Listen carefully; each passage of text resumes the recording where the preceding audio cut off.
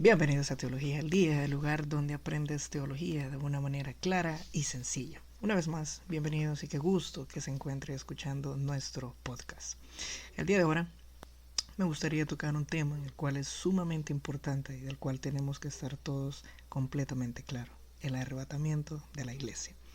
En este podcast trataré de explicar de una manera muy sencilla el entender cuál es el arrebatamiento, cómo sabremos que habrá arrebatamiento, algunas posiciones sobre el arrebatamiento y lo más importante, que esa es la pregunta que muchos han hecho durante mucho tiempo: ¿cuándo será el arrebatamiento?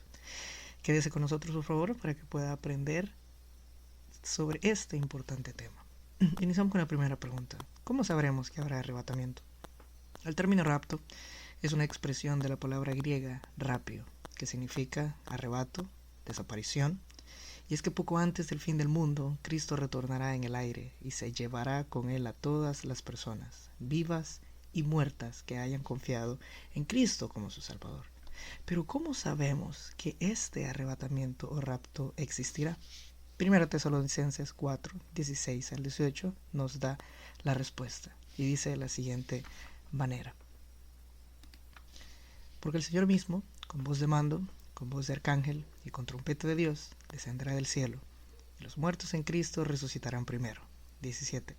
Luego nosotros, los que vivimos, los que hayamos quedado, seremos arrebatados juntamente con ellos en las nubes para recibir al Señor en el aire, y así estaremos siempre con el Señor. 18. Por tanto, alentaos los unos a los otros con estas palabras. Pero también existe otro texto del cual es importante conocer y estudiar: 1 Corintios 15, del 51 al 58. En el capítulo 15, Pablo está explicando la resurrección de los muertos. En el verso 51, Pablo confiesa o comparte con ellos un secreto o un misterio que quizás no estaba supuesto a revelar. Es por esa razón que el apóstol, como el que comparte contigo una información la cual se supone que sea mantenida en secreto, pero que ante las circunstancias del momento él se siente comprometido a compartir con ellos, les dice: pero quiero que sepan un secreto. No todos dormiremos, es decir, moriremos, pero todos seremos transformados en un momento, en un abrir y cerrar de ojos. Él les comparte este secreto porque algunos creyentes estaban confundidos y molestos, porque de entre ellos ya muchos habían empezado a morir y no habían visto a Cristo aparecer en las nubes. Existe una hipótesis en la cual se cree y se dice que muchos de los creyentes, incluso algunos de los apóstoles, que vieron al Señor resucitar e irse en las nubes, esperaban volverle a ver en su segunda venida.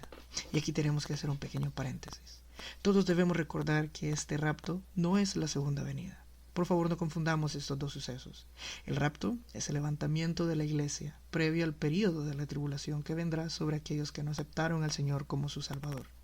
Mientras que la segunda venida es cuando el Señor mismo venga en las nubes con todos sus ángeles y cristianos que hayan sido levantados en el rapto a luchar contra los ejércitos del mundo liderados por el anticristo en su intento final por hacer desaparecer a Israel y con ello a los judíos de la faz de la tierra. Es decir, en el rapto Él viene por su iglesia. En la segunda venida Él viene con su iglesia. Ahora analicemos tres corrientes principales con respecto al rapto de la iglesia. Número 1. El rapto ocurrirá después de la gran tribulación y los cristianos sufrirán junto con los impíos. Entre las religiones que apoyan la creencia que los cristianos pasaremos por los 7 años de juicio y sufrimiento que vendrán sobre el mundo muy pronto, se encuentran los adventistas del séptimo día. Pero esta posición no es válida, ya que la iglesia no puede experimentar el período de la tribulación, porque nuestro juicio ha sido removido gracias a la sangre de Jesucristo que fue derramada en el Calvario. Esta posición debe ser completamente rechazada. Los que creen que nosotros, los cristianos, pasaremos por la gran tribulación, se basan en Juan 16:33, y me permito leerlo de la versión Reina Valera 1960, la cual dice de la siguiente manera: estas cosas os he hablado para que en mí tengáis paz. En el mundo tendréis aflicción, pero confiad, yo he vencido al mundo. En otras versiones, la palabra aparece la palabra que en el mundo habrá tribulación. Pero la palabra tribulación es usada en las Escrituras con dos significados diferentes. El primero es cuando es usado como un sinónimo de aflicción, y en este texto en específico, tribulación no se refiere al periodo final de la gran tribulación, sino a las tribulaciones y problemas del diario vivir. Es por eso que es importante contar con una versión adecuada de la Biblia, ya que la versión Reina Valera 1960 brinda el segundo significado, del cual, cuando se utiliza la palabra para describir el periodo de 7 años en el cual Dios dejará que caiga sobre la tierra toda su ira para castigar a aquellos que hayan rechazado a Jesús y su evangelio. No se está refiriendo a esa tribulación Juan 6, 16:33, sino a una aflicción del diario vivir. El propósito de la gran tribulación es castigar a aquellos que rechacen la palabra de Dios. Nosotros los creyentes podemos estar confiados en la siguiente promesa: ahora pues, ninguna condenación hay para los que están en Cristo Jesús. Romanos 8:1. ¿Crees tú que después de haber abandonado las cosas del mundo, quizás a muchos de tus amigos y hasta familiares que se oponían a tus creencias, después de haber dejado todo atrás para servirle a Jesús, Él te dejaría pasar por el periodo de tiempo que el Padre ha diseñado para castigar a los enemigos de Jesús, al anticristo y a los rebeldes? ¿Crees que es justo que todos paguemos por los platos rotos de los impíos, idólatras, quizás personas que no andan en la línea correcta o que son mentirosos, chismosos, adúlteros, fornicarios, hechiceros o rencorosos? Claro que no. Posición número 2.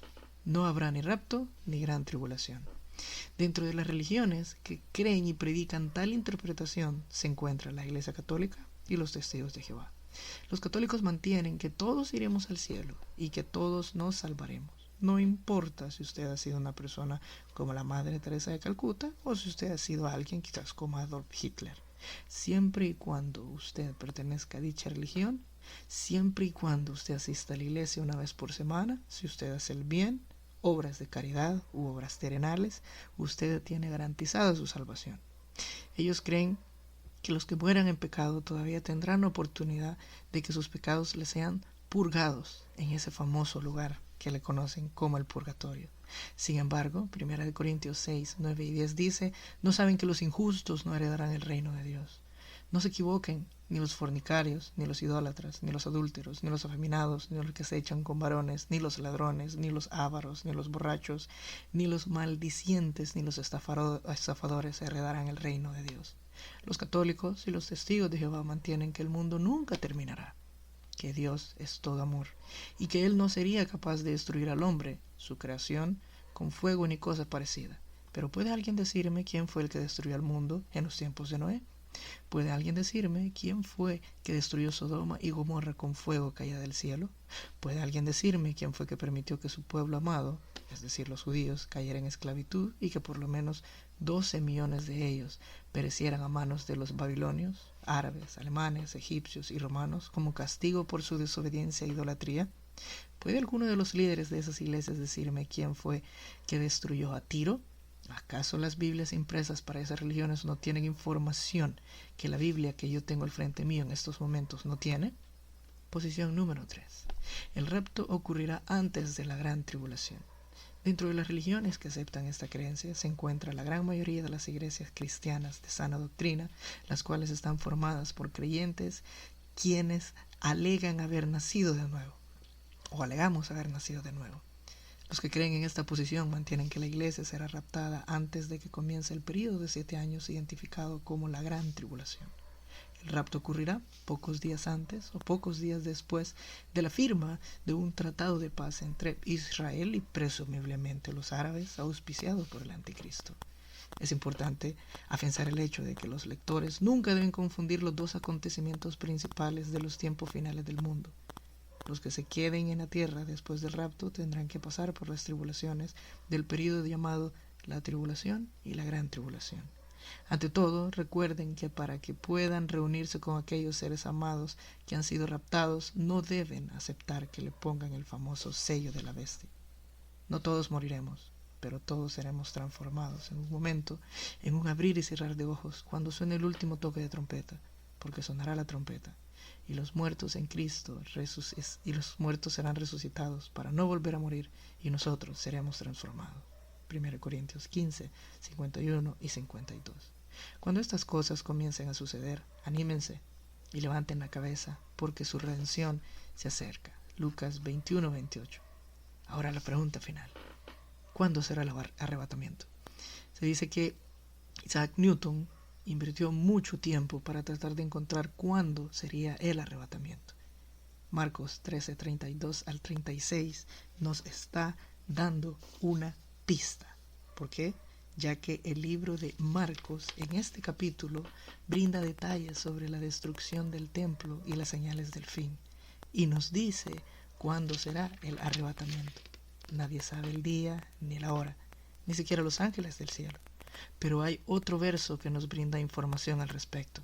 Romanos 11:25. La famosa plenitud de los gentiles es el cumplimiento del propósito de Dios para esta era, es decir, cuando su cuerpo ya esté completo.